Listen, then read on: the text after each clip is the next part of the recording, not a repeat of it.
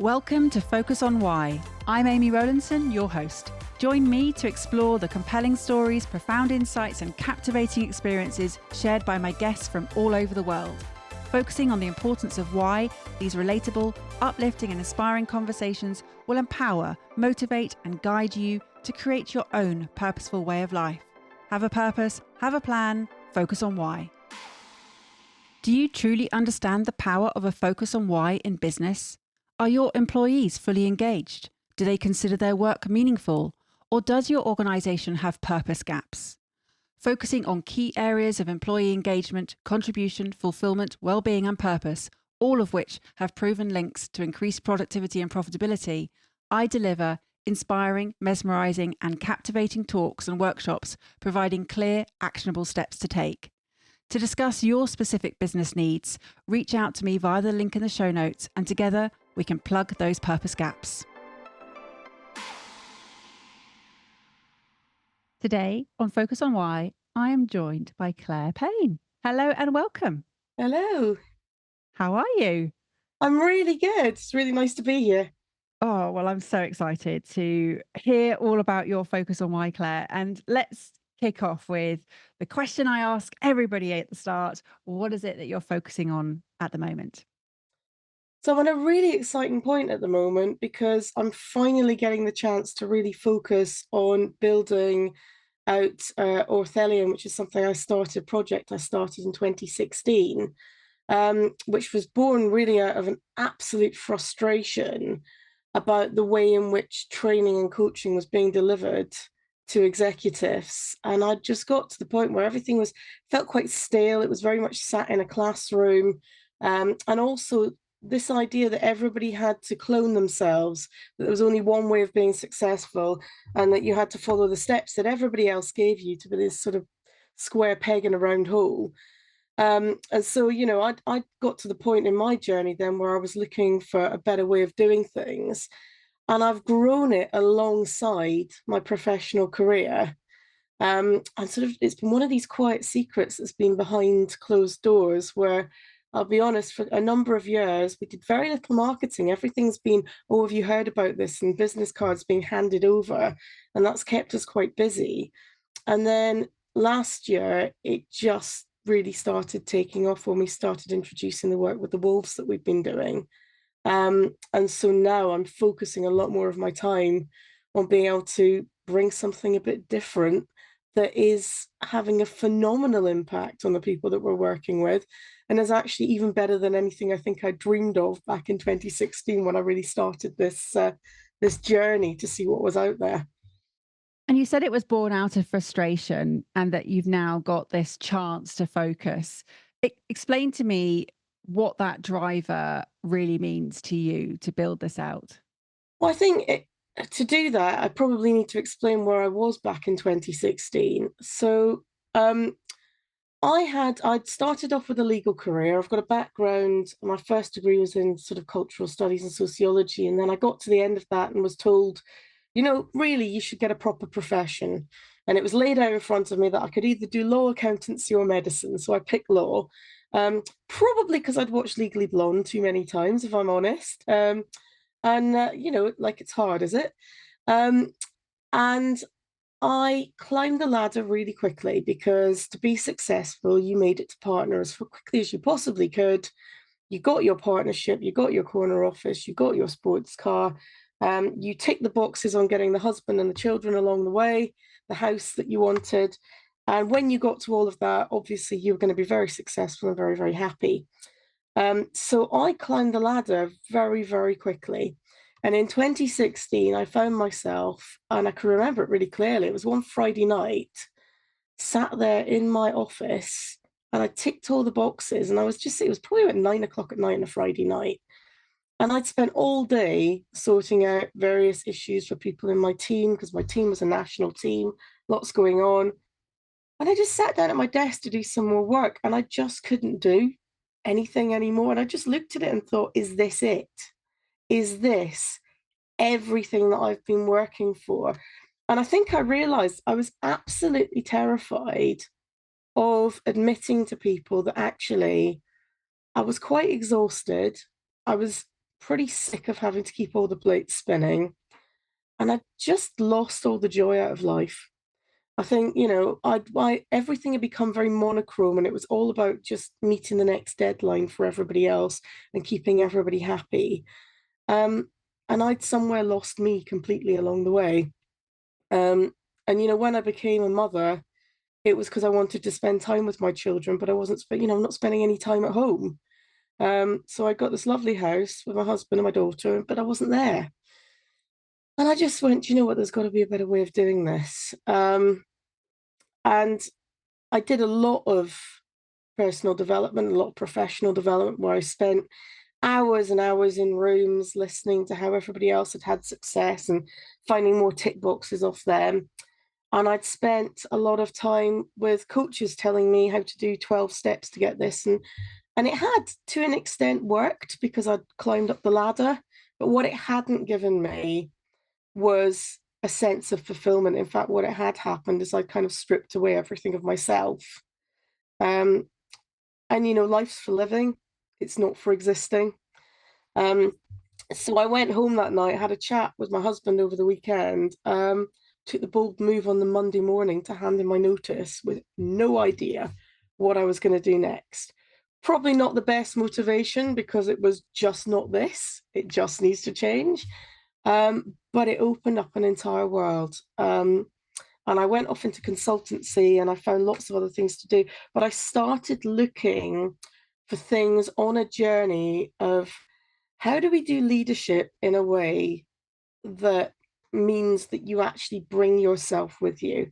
How do you do leadership in a way that leaves you at the end of the day feeling fulfilled and full of joy and wanting to get up the next morning and really, really want to get into it, not just feeling like, oh God, what's going to happen if I drop the plate spinning? And so this is why I sort of started going out there and trying new things and just seeing what happened. And some of them worked, some of them didn't. But along the way, I've met some amazing people. And there's some really interesting bits of research that have sort of come out of it as well. Claire, if I hadn't have written my book and at this point in being in published, or by the point this episode comes out, been written and published and released, you would have thought that I had literally stolen everything you said in that last description, because everything that you've just shared, I completely felt, experienced, and have lived. And even the expressions, the talking about the juggling of plates, the monochrome life being stripped of me, the living versus existing, it's actually quite surreal. So what I'm now thinking is, I know that this is not an isolated case. This is something that is felt. This questioning of this, is this it? Is this everything I've been working for? This understanding and shift between realizing that success is not what the societal expectations that we get pushed into. And you said that you had been forced to choose or get a proper profession. Again, that just becomes our way of living, and for a certain extent. So I hear you, and I kind of feel bad because I've got these 9 steps to follow this to create a purposeful way of life. It's okay. It is just a way. It's not the way. I'm not going to be one of those coaches that says you must do it like this. Not at all. It is a guide. But this sense of fulfillment, this understanding that life is for living, and you mentioned about the work that you're doing that has grown alongside your business, the working with wolves. This joy and fulfillment, this seeking for how and why, I feel that you have got for you the answers that you've been looking for. Yeah, I think it's still a journey, and it's a journey that hasn't finished yet. Um, That's I life. think I think in life it is. It's a life that is being lived, and continues to be lived. Um, I think this was the thing when I first started talking to people about this.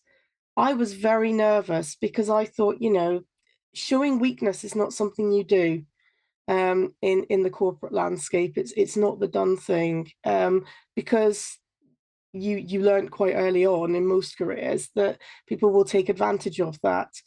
So having that little whisper of are you unhappy too? Is why it wasn't shouted from the rooftops. It's why it's been passed almost, in the darkened corner of rooms with a business card going, "Psst, I think I know a way of getting this right." Um, and a lot of it is around the empowerment of being able to see yourself. And it is about being able to go along. And I'm not saying that there isn't absolute gold dust out there with people who've written steps and shared what success has looked like for them. There is absolute gold dust in there. But I think the difficulty that people have is when they haven't got a real handle on who they are and what works for them, they can't take the golden nuggets that are going to be brilliant for them out of everything else that's in front of them. So they end up diving full throttle down every rabbit hole that's presented to them and then wondering why they're not getting the results that they want.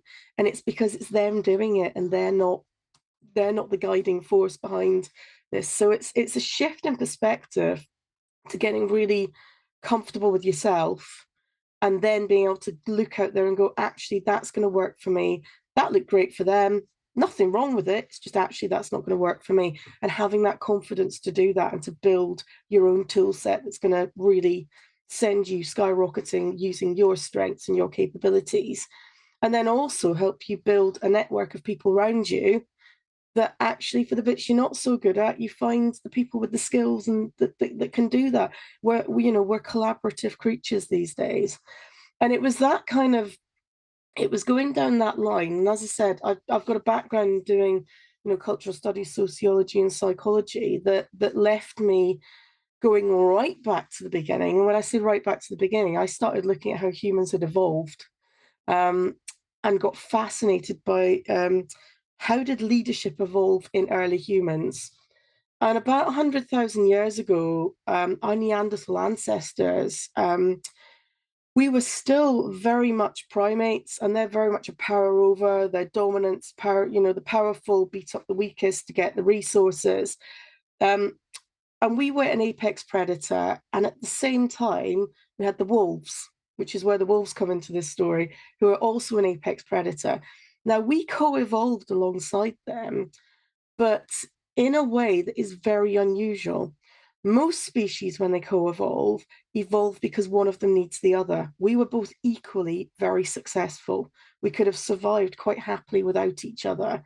It was a mutual respect that had us watching each other. So the wolves obviously looked at us and saw some benefits in us because, we could hunt. If they supported us, they got fed, they got warmth by the fire, they got shelter. So we had benefits to them. But what we did is we watched what they do, and they are naturally very sociable. They are naturally collaborative, and the family or pack is greater than the sum of its parts. And in the areas where wolves live, the entire environment is managed. They're almost like guardians of the environment around them. They encourage the environment and everything in it to thrive because they understand if the environment around us thrives, we as a family are going to thrive. And they actually do long-term planning. Fascinating, fascinating animals.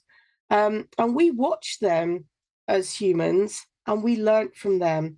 And actually the structure that we built up into our groups and into our society that we evolved then into was based upon the pack family structure that we'd observed in the wolves. And this is why when you go to look at the older stories about wolves, you've got the stories, the Norse stories about the wolves of Odin being wisdom. You've got Romulus and Remus with the founding of Rome. You've got all the stories that are still prolific today in the First Nation people who see the wolves as great teachers and great allies. And so this is where this idea came from. Now, we did have a break with them, and the point at which we really broke from our synergy with the wolves was around about the time we started agriculture. So we started manipulating our environment. And at that point, the wolves said, no, we keep our environment thriving, we work with it. And they went off and carried on being wolves. The ones that stuck with us, domesticated dogs is what they ended up becoming. And we, to an extent, domesticated ourselves as well. So we had this big split where we went off to manipulate our environment. And we've ended up now in this really interesting place where humans are the only animal or creature on the planet that's actually manipulated the environment around us to mean that we don't thrive. It's actually contrary to us thriving. Every other animal on the planet will move towards whatever is going to give it the best, healthiest chance, longevity, the best chance for its children. We have created a society around ourselves, which is a huge amount of stress, huge amounts of pressure, things that overwhelm our systems, things that cause chronic illness. It's crazy, really. So you can see where the disconnect came from. And it's interesting because there are some stories among the First Nations, again, quite a common story, but this idea of us coming back to the wisdom of the wolves and that this is what's going to help heal humans from a lot of the things they struggle with now. So I got fascinated with looking at them, and that's how I came to come and meet Sean and Kim Ellis at the Wolf and Dog Development Centre down in Cornwall and start doing that work with them.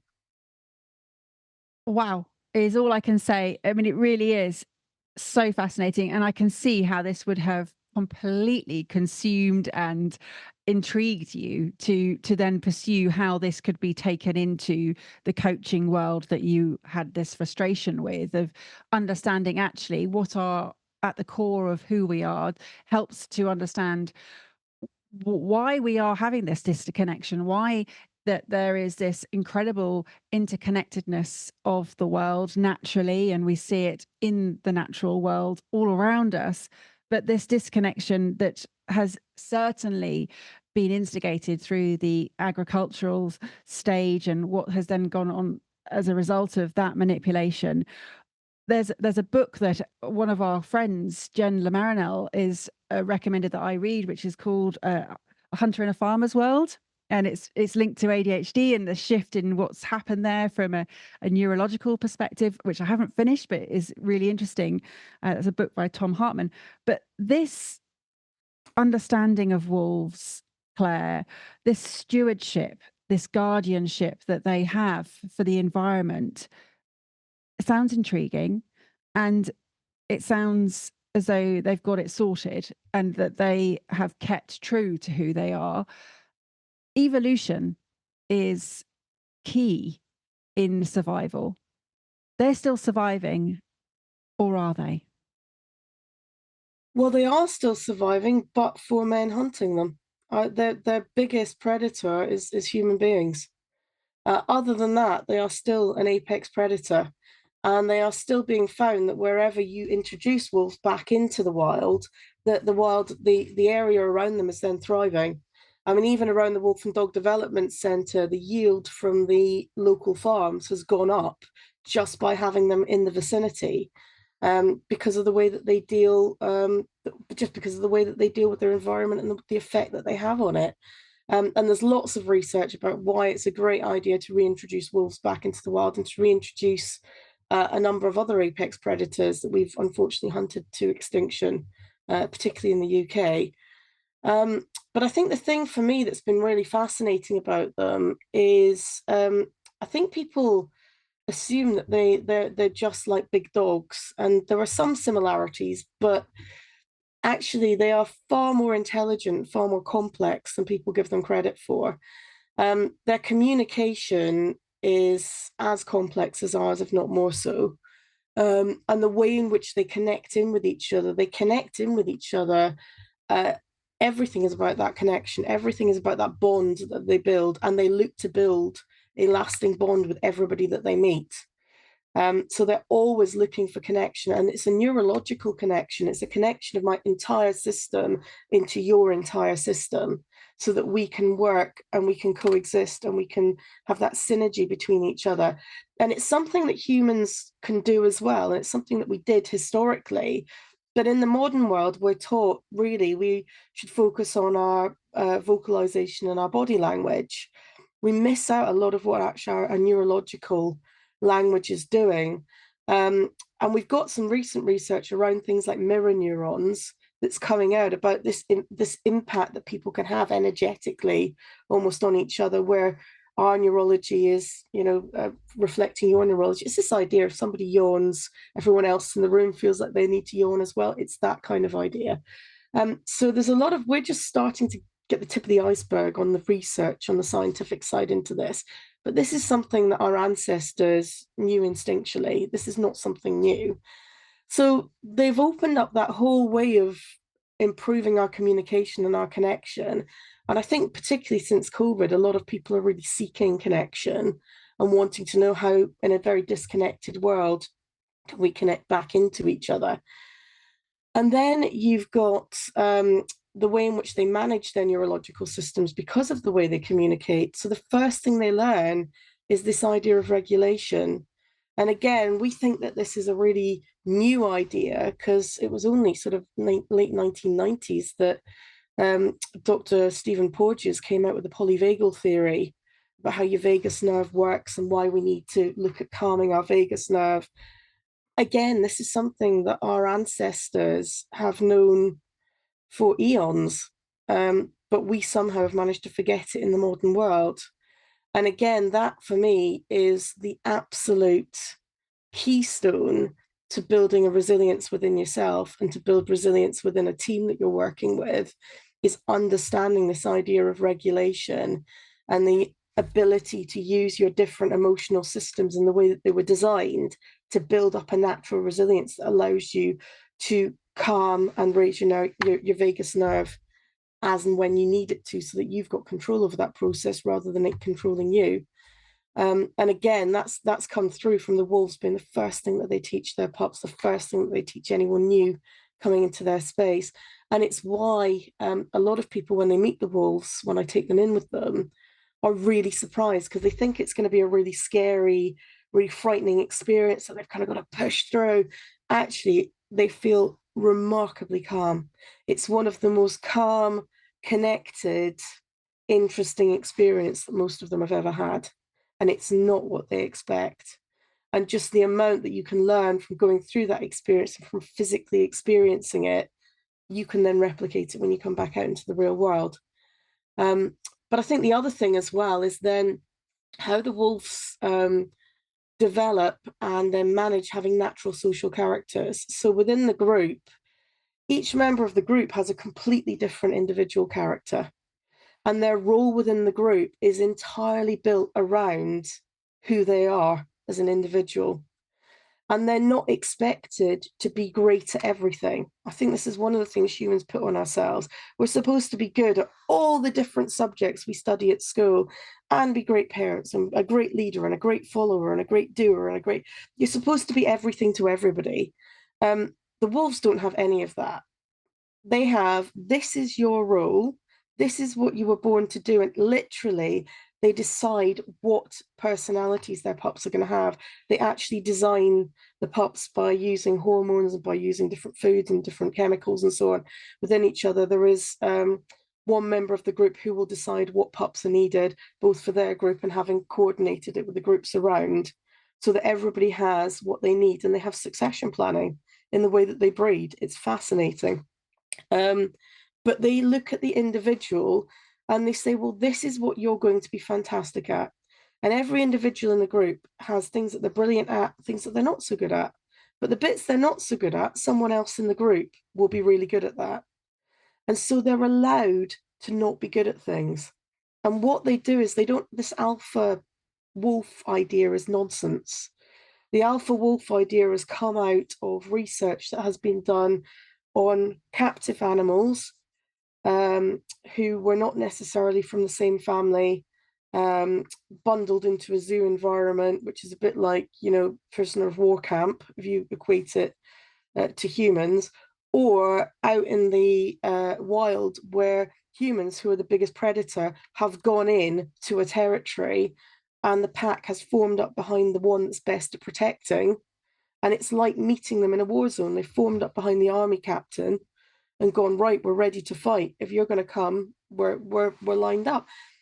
The way that I meet them, it's more like going out with them for a coffee. We go and sit on the floor with them and we have a chat with them. It's a completely different experience. And what you find is they let the individual who is best suited for that particular encounter, that particular project that they're doing, whoever is the best at that project is who leads on it. and the rest of them collaborate together, and they have a complete respect for the expertise of each individual within the group, and everyone has a purpose in there. They even have a mechanism that allows individuals to have a bad day. So they've got a member of the group who we refer to as the tester. It's a bit like the well-being police. And their job every morning is to go around and literally annoy everybody and see how short their fuse is and see whether they're on good form or not.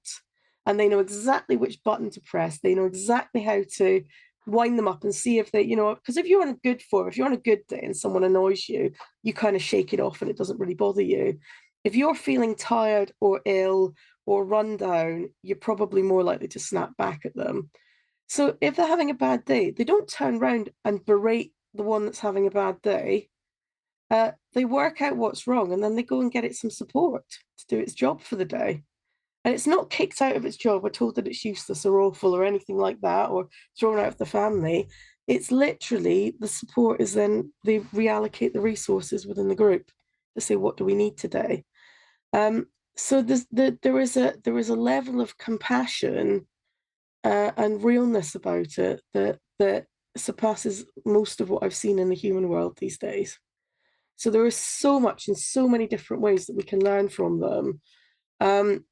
And the fluidity of their leadership to get the best out of the group on any given day in any set of circumstances just breeds resilience into the group naturally.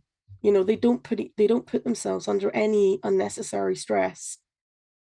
And I think there's so much there that we have lost out of our own operating manual, because I think we are wandering around in a modern world that isn't designed for us, where we're using only a really small part of our operating system, like a really, really tiny part. And I liken it to us walking around, with a smartphone and we're using it to text. And we've got this idea that, God, why doesn't this thing work faster? Why can't, what would be amazing if I could really just talk to somebody through this? Or if I could see moving color images. It's all in there. We've got the system that does all of this. We just haven't got the operating manual to work out how to do it. But the brilliant thing is that, our co-collaborators from our journey of evolution, the wolves, have almost kept the pages of the manual safe for us, so we can go back and relearn it from them. And so it is very much that discovery journey of opening the manual and going, oh my goodness, I can do this with my neurology. I can have that level of control. Oh my goodness, if I work in a team like this, look how resilient and happy and thriving we are, how much work we're getting done, how productive we are. This is amazing. And the brilliant thing about it is it feels so much easier, because it's actually us using our human operating systems in the way they were designed to be used. So you can have better results and make it easier and make it less stressful, which sounds like a big promise, but it does genuinely work. And having worked with hundreds and hundreds of clients now in teams, we can say consistently the impact of this is absolutely phenomenal, this way of working with people. I can understand why, and your description of it and the passion that sits with this work is phenomenal, Claire. And it kind of, for me, is like Sir Ken Robinson's school of what he would love, moving away from the fact that schools kill creativity. His brilliant TED talk there, and it's echoing what Don Clifton said when he started the strengths finder work that he did. It's about focusing on the strengths, about what naturally comes to us, and building on that instead of looking at the weaknesses and trying to build those up, which is what school does. It always focuses on what you can't do, so much, not so much on what you're brilliant at. This succession planning, this understanding of human nature, I've had the privilege of being in the space with horses, and I think you've done a lot of horses work as well, with leadership and understanding how they can feed back what it is that we can't necessarily see sometimes. What I'm hearing here is that this incredible teacher of this pack of wolves is literally there for us to tap into, and it's for us to take the responsibility to look, to understand, to recognize that that's what is needed right now in our world, in our society, to trust back in these ways, because they have, as you said, for hundreds of thousands of years worked. And what more recently, if you look at the timescale from the agricultural revolution to where we are now, that is just a minor blip in that timeline. Yeah, absolutely. It is a blip, and we've just got ourselves into some difficulty, but it's not insurmountable for us to come out of that. And I think school is an interesting topic. I think we are phenomenally privileged to live in a society where we all get education. I mean, education and the impact on society as a whole, we are very, very privileged. I think, though, that our schooling system does suffer from the fact that it was set up during the Industrial Revolution. And it was set up essentially to accommodate a very specific sect of ideal worker, and to get people to conform. And I've watched it in my own daughter going through school and being told, please don't ask questions, it's not on the curriculum. And having that seeker system, that wish to be creative and to learn more quashed, stop messing around, stop playing. And actually the biggest criticism that most employers have about the younger generation that's coming through is they've got no initiative, they've got no innovation. And you're like, well, is there any belief about that? Even the size of our classes, the size of having 30 children in the ideal class size, that comes from the research done during the First World War, that a group of 30 men was the ideal number of men to best take orders. Any more than that, and they became undisciplined. Any less than that, and it became too stressful and intense. So 30 is the ideal number to keep order. So that's what they're looking for in a classroom. So it doesn't, there are other ways of education, and I think it's really good. I'm always thrilled to see how people are making innovations within our education system, and long may that continue. In terms of the horses, you are absolutely right. So learning what we did from the wolves and learning what I knew about culture and psychology and so on, and coaching, we've developed a whole system, and we use the wolves to get people to understand this baseline operating system. But we also do work with ex-racehorses as well, because they are phenomenal at showing us, with no filters, no judgment, no nothing else, our impact that we have in the world, how we're showing up, how we're influencing other people. So we almost use them as the next level up of experience for people. And this is the other thing for me. A lot of this learning, what I've realized is it's all about getting back into your body. It's about getting back into your full operating system. We spend most of our lives wandering around a bit like we're heads on sticks. The only time we think below the neck is if something goes wrong that's inconveniencing us. What we forget is actually we've got this entire system, and they've found that we've got neurons in our heart and in our gut. When you say, I've got a gut feeling about that, you do some of your thinking actually in your gut. There's neurons down there. So you need to have that whole body experience, which is why a lot of the work that I do with people, I try to get them away from their desk, out of the office, whether that's in nature, whether it's working with horses, whether it's out breaking arrows, smashing through boards if you want to get the empowerment work done, or whether it's sitting in a field with a group of wolves, feeling incredibly relaxed and marveling at them not being what you expected. It's that full embodied learning is where I think the real next step in that coaching, that leadership evolutionary journey needs to come from, to remind us who we are and just how amazing we are. It's our individual strengths. Once you start digging deep into that, what you are capable of is far beyond your wildest dreams. It really is. I really love what you're saying, and what the impact is of the work on the next generation or the current generation, especially with the leaders that you're working with, because every person who is coming through this work with you, Claire, is then going out and as you said, they're applying what they've learnt from the wolves, what they've taken on board, and then the next level with the horses. For me, when I did my horses work, and I stepped into that arena with the horses, it taught me that I am very aware of my environment, that I'm a collaborative upfront leader, but then I can also flex into being a front end leader when needed. But I'm curious, I'm independent, I'm protectively cautious, and that I absolutely loved the fact that you cannot lie because the horses are brutally honest. They are there, they will reflect back everything that you bring into the space with your energy. And it was an incredibly powerful mirror.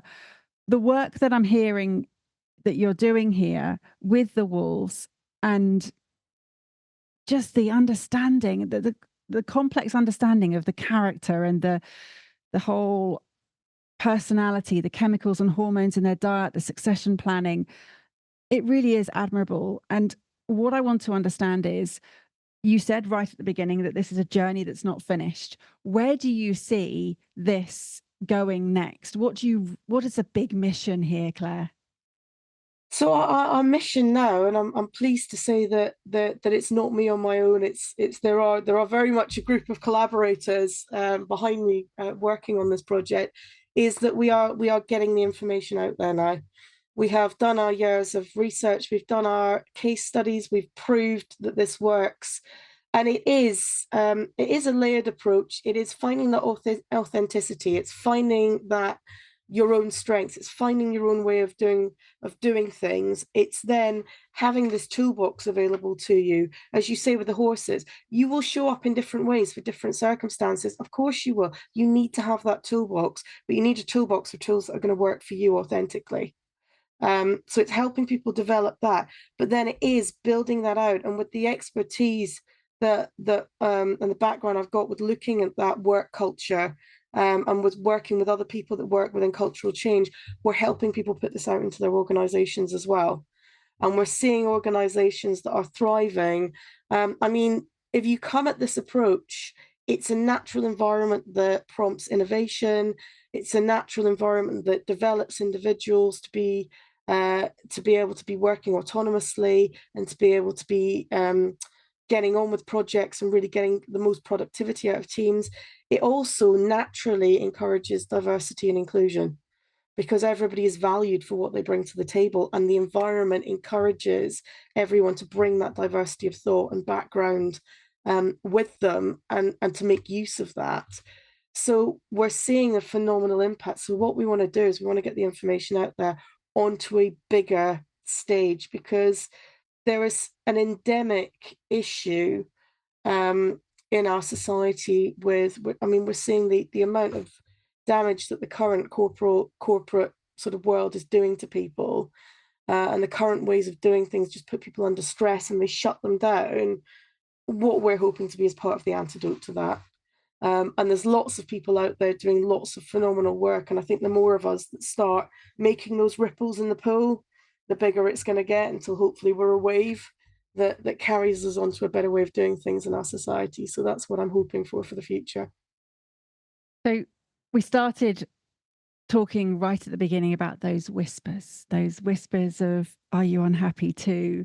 And now I feel that there is this shouting and this message that is being shouted across the corporate world as one of many environments that it needs to be shared to get this information out there, because of the values that the work that you're doing is centered on. And I've heard throughout this: respect, collaboration, authenticity, resilience, innovation, adaptability, and diversity of thought and strength, and amongst many more.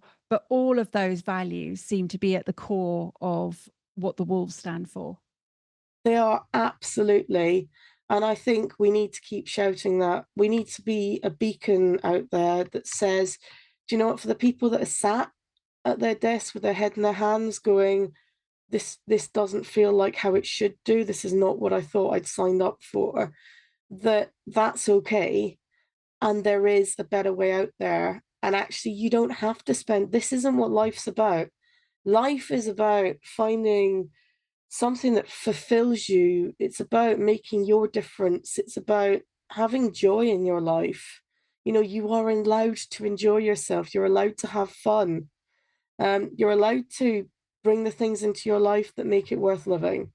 And I think it's having that signpost there to say how you're feeling is absolutely justifiable and is all right. And it doesn't mean that you're a failure, and it doesn't mean that you're somehow broken or that there isn't a way forward. Actually, it just means that it's time for you to step out the door and see what's out there.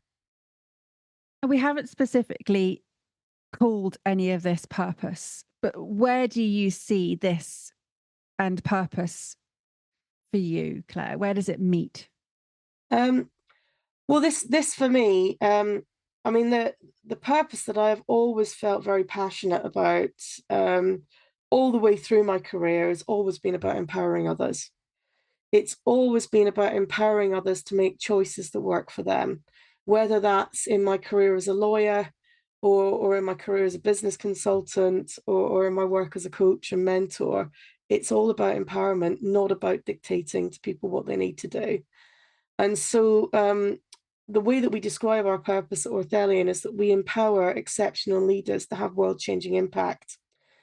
And the reason we phrase it like that is because we genuinely believe that when someone steps into their own unique strengths and power, everyone has the capability of being an exceptional leader and in influencing the sphere of people, of communities around them. Um, and that we do genuinely believe that everybody has the ability to change the world. And the more people that step up into that, the bigger the changes in the world get to be. So for me, my purpose, as I said, is to be one of those ripples in the pond.